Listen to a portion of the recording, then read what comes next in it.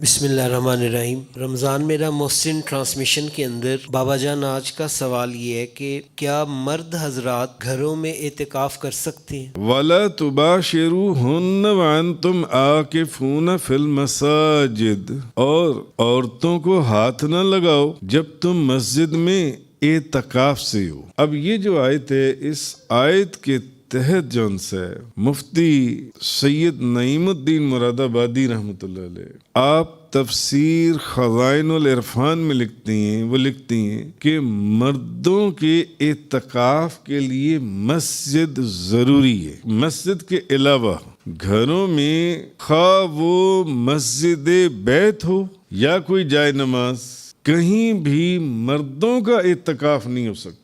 मर्द के एतकाफ के लिए मस्जिद शर्त है। घरों में फकत औरतों के लिए एतकाफ होता है, मर्दों का नहीं।